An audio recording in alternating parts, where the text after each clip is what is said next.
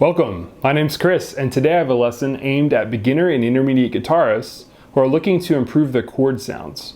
This is something I love to study, and I am mainly making this lesson as an attempt to dispel kind of not helpful understandings that I think we often have about chords, that they're these kind of static things we learn one time and we can move on. It's more like they work together, and we need to figure out different ways to see that kind of big picture. And this will not only help our understanding of chords, make it more flexible, but also help our sound and actually play songs better, right? To have different tools and different vibes, if you will, of chords. Chords are like colors. There are, countless colors of shades of red, and there's countless ways to play a G chord. That's a really helpful way to think about it, yet we can all kind of talk about red, right? So it's not totally abstract. We can kind of still come back to some basics here. I'm going to be focusing today on G, C, and D only, and then the other chords that are not listed here, we'll talk about those in a further lesson. And also these colors, I'll be talking about why these are different colors and some of the intuition behind that. I'm going to be trying to build some video lessons all explaining this kind of integrated concept, right? So I've got 4 kinds of chords on every one of these, 4 kinds of voicings. I'm going to be going through one at a time, and you can follow along, and there's also a PDF in the description. You can actually see the chord diagrams. So let's look first at G. So this is maybe the most common chord on guitar, definitely a chord I teach a lot of beginners, and the typical way is this 3, 3rd fret, 2nd fret, 3rd fret, right? This is typically how people learn a G chord. And again, you can look at the diagram if you'd like to follow along, if you can't see. This is okay. My main beef with this chord is that there is a B 2 spots, and if we take out that B by muting that string, so I just get this muted A string, that's without the B in the bass, right? That's a B note.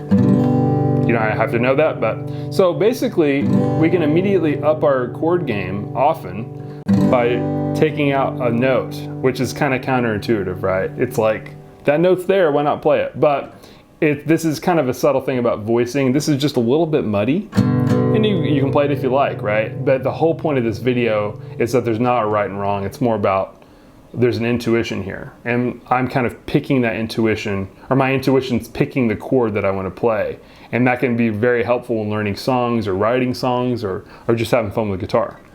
So this G chord with that note missing is the 2nd chord, this 2-finger G chord. So we have the typical, sounds fine. Hear that, right? And that 3rd is already there. So this, here's the first version, the typical, and the other one. Right, that's just like a little bit cleaner and a little bit more direct to me. Also, this 2-finger chord has the advantage of being easy to play. It's kind of funky that we have to mute. We call this an underfinger mute, and I use this a lot in a lot of chords. Really good skill to have. Play with your ring and pinky. I could add notes, I could play riffs in there. Right, you can do lots of stuff when there's only 2 fingers there. So the next one, oh, that's why I put a star there. This is my favorite. This is my typical favorite G chord. Again, I will play this one if I need to. If I want that in a song, if I want this one, I'll play it. If I want a bar chord version, I'll play it. There's a million ways to play this chord. But this one, I think, should be the kind of standard version in my mind. But, this is the one in the academy. So we usually learn this one first. So there's a 2-finger. Now the next one, this 3rd one here, the 4-finger. This is a very common G chord. You've probably seen this before, where we have 3, 2, the 2's back now, because the B string, which was our 3rd, is now the 5th on that, so that's a D. This is a great chord to play, and I often do teach this chord for people who want to play songs quickly, because this chord pivots beautifully to D, which we'll talk about. There's a common note in this chord, this 3rd fret. So this is a great chord, and it kind of gets rid of this problem that we had in the typical version, because we don't have the 3rds, there's not 2 of them. And I love the those two notes on top, they sound really good, right? This is a chord that's in so many songs, so many sounds. And many times people learn this as their first G chord. It's a 4-finger. And then finally, we have this 3-finger at the bottom. We call this G5, which we're taking out, kind of a combination, right? We're taking out it's like we're muting like this one, but we're also covering up the B string like this. So this doesn't have a third. So this could be G minor. So this could be like in, right, really direct sound. And there's actually only 2 notes in that chord, G and D. So I use this one a ton too. Used in bluegrass a lot, used in about any genre of music when you just need a really solid thumping G chord. And it's kind of holding its cards a little closer, right? There's not this happy, right, warm, beautiful. It's more like, it's also not minor, right? It's not that, which is like has a clear vibe of melancholy. This is kind of just this really, just right to the point, right? So to review G real quick, we have our typical one that I usually don't recommend. It's okay, you can play it if you like. We have this one, which we mute the third, and I often play with these 2 fingers or these 2 fingers. For a G chord, that's a really nice sound to me. We can add notes, right? You can add a bunch of nice flair to that.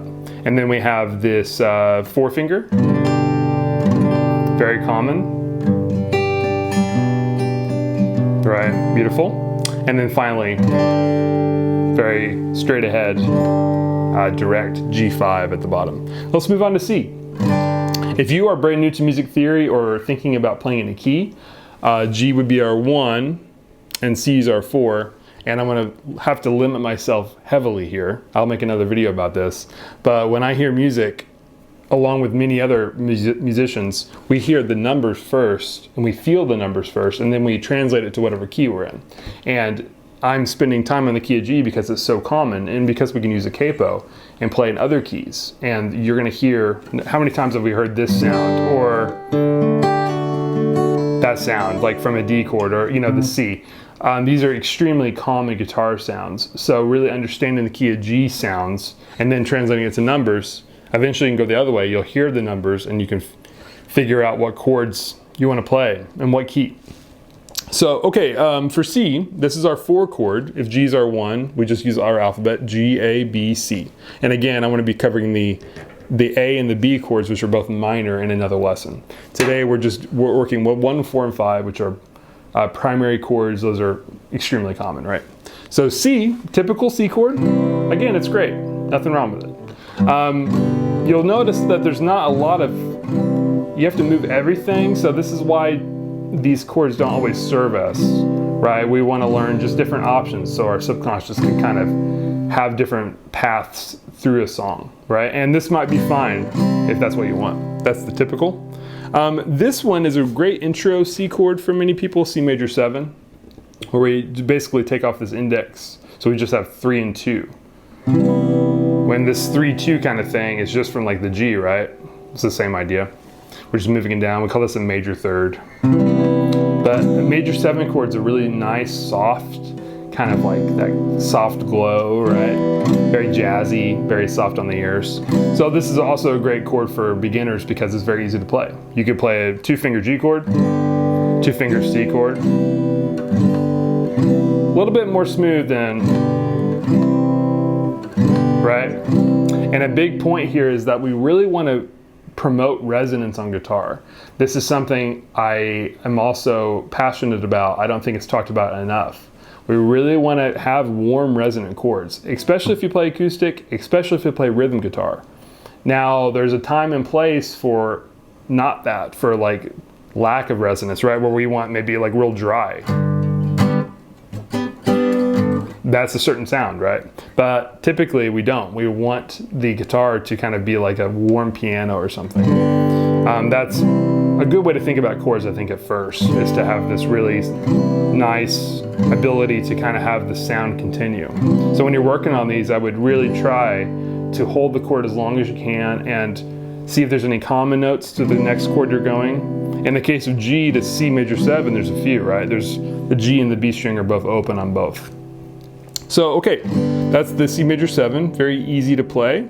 Then we have the C add 9. This is connected to this 4-finger G chord because many people learn this as a first C chord often. So we take the 4-finger G chord and we move the 3 and 2 down like we did a second ago. But now we have 3 and 3 on the thinnest, right? Super nice, right? Because now our top of our chord is not moving at all. And that promotes a smooth sound and resonance because I don't have to pick my fingers up. And that string can stay down and keep on vibrating, right? Super common sound. Hopefully this is ringing a bell. And C add 9 is the technical term for this chord, but I think of it as 4, right, in the key of G. This is how I hear it and feel it. And then my kind of left brain's like, oh yeah, that sounds like C add 9, right? So it's okay to get technical, but we don't want to drown in that information. It's not helpful if we do. So great way to play some songs is to get this 4-finger G and C moving a lot simpler than moving G to C, right? And again, many people who play G and C like this are not doing it for any good reason. They're just doing it because they learned the chord, the G chord and the C chord, and they're thinking kind of black and white about it, right? So, and another thing here is we're just trying to find chords that work for our body and work for our brain and that we like the sound of and that serve us. And then we can move on to another chord, another voicing when we have the kind of room for it, right? Okay, so there's a C, and then finally we have this C over G at the bottom. I really, really love this shape. That beautiful. So it is a C chord with the ring finger going to thickest, and then my pinky coming in where the ring is. You could play it, that's actually kind of weird. There's a weird principle in guitar. We usually don't have all our fingers going up in a row like this. We typically, like on an E chord, just to deviate for a second, we typically don't see this. And I think it's because of something about the direction of our hand. So I would just be mindful of that. You would typically have a kind of, one of the fingers are higher, like our middle finger is higher. In this case, our ring finger, however. Our ring finger is higher than our pinky, right? And in this case, our middle's higher than our ring. So, okay, but I love this C chord. Isn't that beautiful? Just like so woody and supported and beautiful. Like something about it is great. This is probably my favorite C chord. I put a star by it because the C, just without the thickest, it's fine. But you almost don't even really hear the thickest. You just kind of feel it. It kind of just supports the chord. Okay? And I'll talk about this briefly now, but in other videos I'll cover the kind of contextuality here. So meaning that many times we borrow from the one chord, the G chord in this case, and we put notes from this chord in other chords. This is why that sounds so good, right? In fact, you could just take these top two, root and fifth of G, and I could harmonize those with bass. And I could play a whole song like this, right? This could be an intro to a song. Doesn't really matter the chord, these kind of go with everything. There's a kind of sameness to it, but we often want that. So, okay, I've covered, I think, all the C chords. Just to review, we have a normal C chord, beautiful. This one sounds good in other keys as well. This C major 7 also sounds really nice, and it sounds good in other keys as well. It's a very simple chord for beginners, very soft. It has some personality to it. The C add 9, you often hear it mainly in the key of G because of these top two notes. It'd be kind of weird to play a song where this is the main chord, right? If that makes sense, if this is the one, because these notes are being borrowed from our G. And then finally we have this beautiful, bassy, woody C over G technically, but I just think of it again as a 4 if we're in the key of G. Okay, finally we have our D chord, and D we have our typical shape. Of course, everyone learns this shape at some point, and this is a great sound. I really like this sound. The only kind of minor complaint I have about a normal D chord is that there's only 4 strings, right? So we'll look at that in other options. Then we have next option is a 2-finger we call this D5. It's the same idea here. We can take out the third, and in this case the third in the D chord is on thinnest. So we often play this as guitarists, right, where we might even play with the thinnest open. This is great too. Right, you can go between them. But this is a really nice sound, and if I'm playing a song like G, right, I might want to do that where I don't have this really bright, or maybe I want, right? And that's another thing to think about overall here, is that what does the top of the chord sound like? The melody, if you will, of the chord. Especially zooming out from one chord to another, thinking more about how they go together and how they feel and how they sound together, right? So if I want a song that maybe I want to go like that, right? Right, there's so many little paths here. Right, and we'll get to other D chords. So that's we have the typical D. We have a 2-finger, or you can do open on thinnest, but I really like this sound. You can mute if this note is a target note. Right, I can just mute that thinnest, again, under finger mute, under my ring finger. Oops, sorry, hit the camera. Okay, finally our third D chord here. We have 2 more D shapes. Our third one is a kind of similar continuation of this 4-finger idea, and it's called D over F sharp. So you don't have to play it with 4 fingers, but it looks like if you come from G, 4-finger G, and then I move my index to 2, and then this is going to go to 2 on the G. And you can do it with or without the pinky. But this is called D over F sharp. Very popular chord, and I love it's kind of low. It brings in the low again, right? The bass. And this is with the third and the bass instead of on thinnest. Right? So we wouldn't probably want to play the D with the, because that has 2/3, which we talked about earlier, right? So I might want to go, right, that's really nice. You could even keep the thinnest on there. Again, these are from the G chord, and they sound great. And the D is also of course, in the D chord. Right? Very commonly, this will go to E minor. Right, we shall talk about this, and we're not even covering this voicing today. I'll get to E minor in another video next week. So this one's great because it's right next to G, and I can also keep this finger down. I talked about that earlier, right? So the 4-finger G and C go to a normal D, or they go to this D over F sharp beautifully, right? Okay, and then finally, we have the C over G voicing that we played earlier, move 2 frets up for this D over A. And I really like this sound too. So let's say I've got a song that was like 1, 4, 5. Okay, so like 1, 4, 5. That sound, right? So we might have all learned this at some point, maybe just with a 3-finger C chord and move up. I said we all learn this. Sometimes these things we don't learn. That's why I'm here. I love this sound. We get this really cool clash in the middle.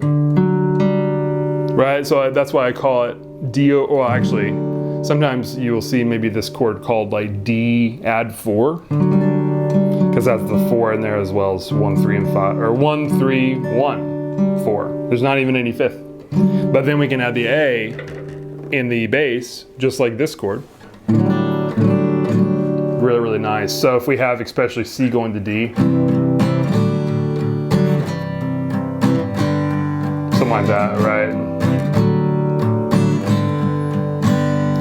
And a lot of these, it's kind of like thinking about a little less technical, a little bit more flexible of like, what are some things I can do to promote resonance, to promote smoothness, to promote good sounds that are continuous and really connected. There's a term in classical music called voice leading, and in jazz as well. This is something that is in many kinds of music, and we just want all our voices to go really smoothly as possible to the next chord. So I have a chord like this, right? Everything is going pretty smoothly to the next chord versus going and picking up our whole hand, right? Which also we can hear. We can hear that.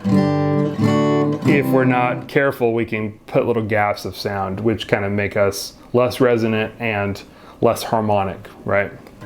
Okay, so to review D, we have typical, right? We have 2 fingers, just D5, really direct, or D sus2, that's fine too. But this E is not in the G chord, that's why didn't put it up there. Then we have the D over F sharp. And then finally we have the D over A, right? I will make other videos talking about how these really go together well. I actually drew this chart previously several times, and I had some connecting arrows showing you what chords I like to go from one to another. But I would explore these sounds, right? Maybe the first step here would be to find what are my favorite, maybe new ways to play these chords I haven't done yet, and do that in one category. And then kind of find some nice sounds. You might finger pick or strum through them. And then you might do that to another category, like the 4 chord, and then explore ways from the G to the C, and maybe back, C to G, and then G to D, C to D. Especially you'll see a lot of more kind of interesting stuff from G to C and G to D, because C and D there's not a whole lot of overlap there just because they're right next door to one another. So we kind of just pick up the whole chord and move it. But with G to C or G and D, there's a little bit more voice leading opportunities. Okay, so I'm gonna leave it there today. I hope this has been helpful. I will be back. I'm getting back into the swing of things, recording videos. I'm gonna be covering 2, 3, and 6, as well as 7, probably not much on 7, we'll talk about that next time, as well as the colors, why these are color-coded the way they are. This understanding, I think, is really, really important as a musician. You don't want to think of chords as separate, like the little Lego pieces you collect, or separate little, I don't know, static things. Like, they're really, really fluid. There's lots of ways to bend these chords. There are so many ways to play chords, we have to have an intuition. If we don't have an intuition, we're going to be left with either kind of thinking, none of it matters, I'll just play however you want, and really that's always fine. But we don't want to just have one way of doing it where we kind of feel helpless, and then we might give it up, because music's all about that exploration, right? Of finding, oh, here's a G chord I've never played before, right? Like, I'll try to find one really quick just to demonstrate. Like, what if I move this C chord up all the way to G? So that's kind of unique. What if I include my pinky? That's cool. What if I include maybe another note on one of those strings? Maybe if I include the A, that's kind of cool. I've got 2 G's there, so I don't love that. Maybe if I include another note now. I'm getting off. That's cool, and that's the 7 in the bass. Right, but I'm trying to be just really, I like that one too. That's kind of like the D over F sharp moved up. Now, I never would have thought about that chord if I was thinking more static. Oh, this is how I play G, or this is how I play G, or whatever. So we're just trying to get more bendable and let our ears guide us and let our intuitions guide us. And before you know it, your ear and subconscious will be playing guitar for you, which is a really cool feeling. And then you can trust that and have more mental space to make other choices and to listen for other things. Okay, make sure and like and comment if you have any questions about these chords or comments, or if you have a favorite G, C, or D voicing. I would love to hear about them. You can write down the frets. You can tell me, I like to write down frets like thickest string to thinnest string. Just write down the number of the fret, put an X if it's muted. That's a great way to think about these chords. And check out the description for the PDF of all these voicings. I'll have all listed just like this, only with chord diagrams. Until next time, thanks.